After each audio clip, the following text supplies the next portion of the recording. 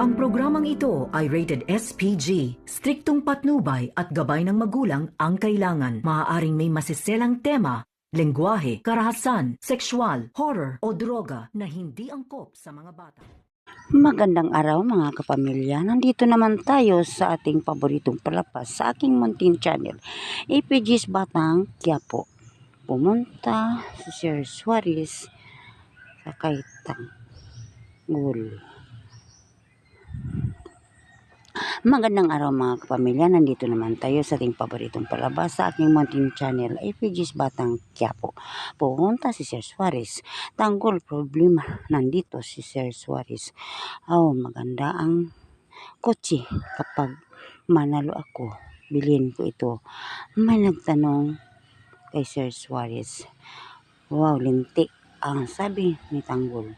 Hayaan na lang natin, babalik lang tayo. Sa kabilang banda naman, alis po ako papa.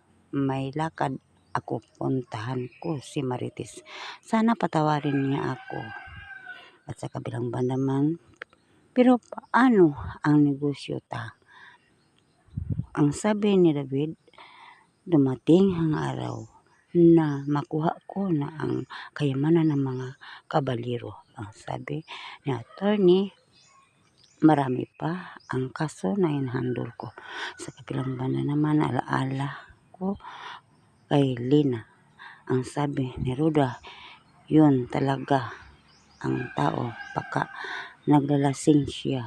Baka ano ang mangyari sa bata sa gulo namin na why si Lena kay Marites. Ikaw ang dahilan sa nangyari sa anak ko. Nagkarambol sa Marites at Lena.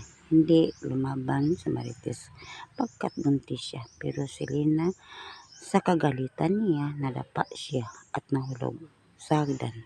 Iyak ng iyak si Marites. Hindi ko ito sinasadya. Ang sabi ni Roda, wala kang kasalanan. Dumating siguro ang nangyari. Nagkarambol si Tess at Lina. Dinala sa ospital si Lina. Iyak na iyak si Lina. Naghanap siya sa kanyang anak. At hanggang dito lang mga kapatid. Abangan naman natin bukas kung ano naman ang mangyari sa ating paboritong palabas sa FPG's Batang Quiapo. At huwag niyo akong kalimutan sa pag-share, like, subscribe. Maraming